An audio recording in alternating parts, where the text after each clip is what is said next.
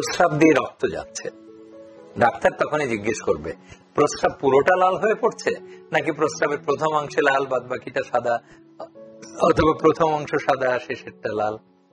আপনি বললেন না ডাক্তার সাহেব, আমার পুরো পেশাবটাই লাল হয়ে পড়ছে।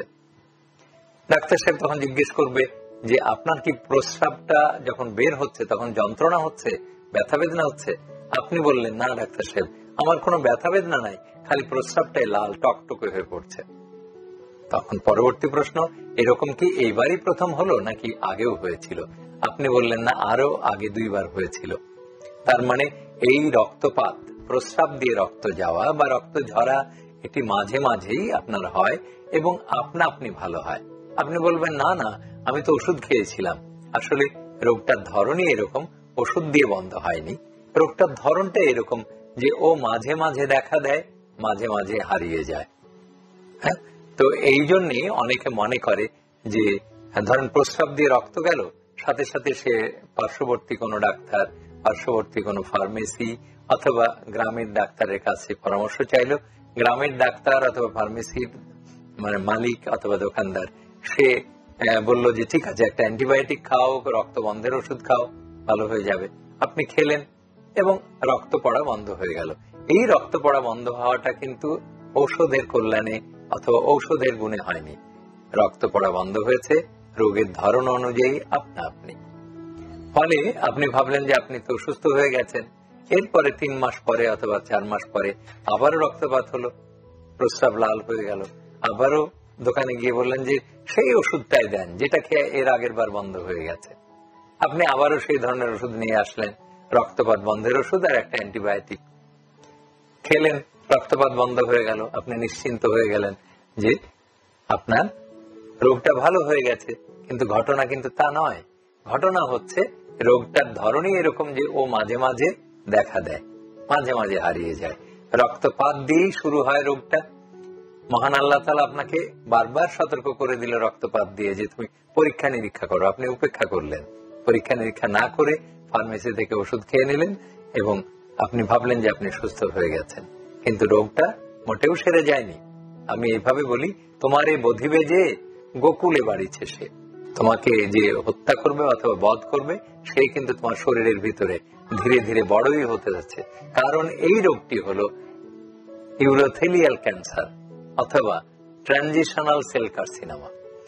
আমরা জানি যে পেশাবের থলির মধ্যে এক ধরনের পর্দা আছে, বা আমাদের ত্বক যেরকম, প্রস্রাবের থলির ভিতরেও এক ধরনের ত্বক আছে। সেই ত্বকটা তৈরি হয় ট্রানজিশনাল সেল দিয়ে। এই ট্রানজিশনাল সেলে যখন ক্যান্সার হয় তাকেই আমরা বলি টিসিসি অথবা ট্রানজিশনাল সেল কার্সিনোমা। এই ট্রানজিশনাল সেল কার্সিনোমা সবচাইতে দুষ্টু প্রকৃতির।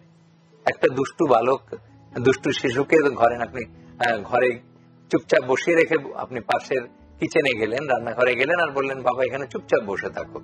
এসে দেখলেন যে সে ওখানে নেই, আর এক জায়গায় জিনিসপত্র তছনছ করছে। এইরকম ভাবে আমাদের এই ট্রানজিশনাল কার্সিনোমা কারো কথা শুনতে চায় না। আজকে এই জায়গায় তো পরশু আর এক জায়গায়, পরশু আর এক জায়গায় তো তরশু আর এক জায়গায়, এইভাবে ছড়িয়ে ছিটিয়ে বেড়ায়। মানে ফিল্ড চেঞ্জ ডিজিজ আমরা বলি। ফিল্ড একবার এক স্থানে থাকে আর একবার আরেক স্থানে হয়। এই জন্যে যে আপনি যদি অপারেশন করে দেন, তো অপারেশন করে আমরা এখন একটা টিউমারকে বের করে নিয়ে আসলাম, আপনি সুস্থ হয়ে গেলেন। 6 মাস পরে, 1 বছর পরে অথবা 2 বছর পরে আরেকটা জায়গায় টিউমারটা শুরু হতে পারে প্রস্রাবের থলির। তখন আবারও রক্তপাত হতে পারে। তখন আপনি ধারণা করে নেবেন যে ডাক্তার অপারেশন করেছেন তিনি হয়তো ততখানি পারঙ্গম নন, ততখানি ওয়েল ট্রেন্ড নন, অথবা শিক্ষিত বা বড় ডাক্তার নন। আমাদের দেশে বলে যে না এটা বড় ছোট ডাক্তার, অথবা এই দেশেই থাকলেন না, না এই দেশের চিকিৎসাই ভালো না, আমরা অন্য দেশে পাশের দেশে চলে যাব যে অপারেশন করে নিয়ে আসবো। আর পাশের দেশে চিকিৎসা করার পরে তারাও কিন্তু আপনাকে আবারও উপদেশ দিবে যে এই টিউমার বা এই ক্যান্সার আবারও আপনার শরীরে দেখা দিতে পারে 3 মাস পর পর। তাই আপনাকে ফলো আপের জন্যই ডাক্তারের কাছে আসতে হবে। আপনি ভাবলেন যে এই কোন বিড়ম্বনা, এত টাকা কোথায়, বারবার তো আর অন্য দেশে যাওয়া যাবে না। তখন আপনার আত্মীয় স্বজনরা আপনাকে উপদেশ দেবে যে বলেছিলাম যে অ্যালোপ্যাথি চিকিৎসা কইরো না, তুমি হোমিওপ্যাথি চিকিৎসা করো, একদম সমূলে উৎপাটন করে দিবে, মানে একদম শেকড় থেকে বিনষ্ট করবে ক্যান্সারকে। আপনি ধৈর্য ধরে হোমিওপ্যাথি খাওয়া শুরু করলেন, হোমিওপ্যাথি খাচ্ছেন 6 মাস পরে আবারও ব্লিডিং শুরু হলো পেশাব দিয়ে। আপনি বললেন না না ধৈর্য ধরে, আপনি ডাক্তারের কাছে গেলেন, ডাক্তার বলবে যে না ভাই একটু অপেক্ষা করেন, এই তো সমূলে উৎপাটন শুরু হয়েছে। মানে যতই রক্ত পড়ছে প্রস্রাব দিয়ে, আপনি হোমিওপ্যাথিক ডাক্তারের কাছে যাচ্ছেন, হোমিওপ্যাথি বলছেন যে এই তো অ্যাকশন শুরু হয়ে গেছে, এখন ভেতর থেকে উঠিয়ে নেওয়া হচ্ছে সব টিউমারকে। আসলে কিন্তু কিচ্ছুতে কিচ্ছু হচ্ছে না, আপনার টিউমার বাড়ছে তো বাড়ছেই, এবং বাড়তে বাড়তে সে প্রস্রাবের থলির দেয়াল ভেদ করে আপনার শরীরের বিভিন্ন জায়গায় ছড়িয়ে পড়ছে। যেমন এই সাম্প্রতিক কালে আমি আরেকজন রোগী পেলাম, তার ক্যান্সার এইভাবে সে বুঝতে পারেনি, সে কিন্তু পার্শ্ববর্তী দেশে অপারেশন করে এসছে, তাদের ভাষা সে বুঝতে পারে নাই, সে তাদের লেখা আছে যে এটা 3 মাস পর পর ফলো আপ করতে হবে, সেটাও সে বুঝতে পারে নাই। আজকে 2 বছর পরে যখন এসছে তার লাংসে ছড়িয়ে গেছে, এবং কাশি নিয়ে আমার কাছে আসলো। আমি যখন এক্স-রে করলাম, বুকের ফটো তুললাম, দেখলাম যে লাংসের ভেতরে ছোট ছোট দানা দানা, মনে হবে যেন গোল গোল পয়সা রাখা আছে।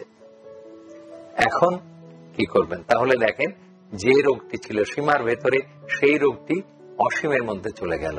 যে রোগটা ছিল আপনার আয়ত্তের মধ্যে, মানে চিকিৎসার আয়ত্তের মধ্যে, সেটা চলে যাবে একদম আয়ত্তের বাইরে। তখন আপনাকে চুপচাপ বসে থাকা ছাড়া, অথবা কেমোথেরাপি, রেডিওথেরাপি সব চিকিৎসা করা ছাড়া আর কোনো উপায় থাকবে না। তাহলে আবারও স্মরণ করিয়ে দিচ্ছি যে এই রোগটি টিসিসি অথবা ট্রানজিশনাল সেল ক্যান্সার অথবা প্রস্রাবের থলির ক্যান্সার প্রেজেন্টেশন বা শুরু হয় প্রস্রাব লাল হওয়া দিয়ে। প্রস্রাব লাল হয়ে পড়ছে ব্যথা মুক্ত ভাবে। আবারও স্মরণ করিয়ে দিচ্ছি, ব্যথা মুক্ত বা ব্যথাহীন ভাবে যদি আপনার প্রস্রাব দিয়ে লাল রং বা রক্ত পড়ে, তাহলে ধরে নেবেন যে এটা ক্যান্সার হতে পারে। আমি বলছি না যে ক্যান্সার হয়েছে, বললাম যে ক্যান্সার হতে পারে। তো যতক্ষণ না সেটা প্রমাণিত হচ্ছে যে এটা ক্যান্সার নয়, ততক্ষণ পরীক্ষা নিরীক্ষার মধ্যে দিয়ে যেতে হবে। এই পরীক্ষাগুলি হচ্ছে একটা আল্ট্রাসোনোগ্রাম, একটা প্রস্রাবের অতি সাধারণ পরীক্ষা এবং কালচার সেন্সিটিভিটি, ইউরিন R/C/S, একটা আল্ট্রাসোনোগ্রাম কিডনির এলাকার, তারপরে সিস্টোস্কোপি, মানে ডাক্তার সাহেব ইউরোলজিস্ট আপনার প্রস্রাবের রাস্তার ভেতর দিয়ে পেশাবের থলিটাকে দেখে আসবে যে এর ভেতরে কোনো টিউমার আছে কিনা। কারণ অনেক সময় টিউমার ছাড়াও ব্লিডিং হতে পারে, অনেক ধরনের প্রদাহ আছে সেখান থেকে ব্লিডিং হতে পারে, এবং টিবি থেকে ব্লিডিং হতে পারে। টিবির ব্লিডিংও কিন্তু লাল রং হবে, কিন্তু ব্যথা হবে না। কিন্তু প্রস্রাব থলির ক্যান্সারের ব্লিডিংটা একটু বেশি হবে, ফলে আপনি ধরেই নিতে পারেন যে আর কারো প্রস্রাব লাল হচ্ছে ব্যথাহীন ভাবে, তার প্রস্রাব থলিতে অথবা কিডনির মুখে অথবা কিডনির নলে কোথাও না কোথাও টিউমার হয়েছে। সুতরাং দয়া করে নিজে নিজে ওষুধ খাবেন না, পার্শ্ববর্তী ফার্মেসির থেকে ওষুধ কিনে নিয়ে এসেও খাবেন না। আপনি অবশ্যই প্রস্রাব লাল হলে একজন ইউরোলজিস্টের তত্ত্বাবধানে যাবেন এবং সুচিকিৎসা নিয়ে নিজেকে সুস্থ করে তুলবেন।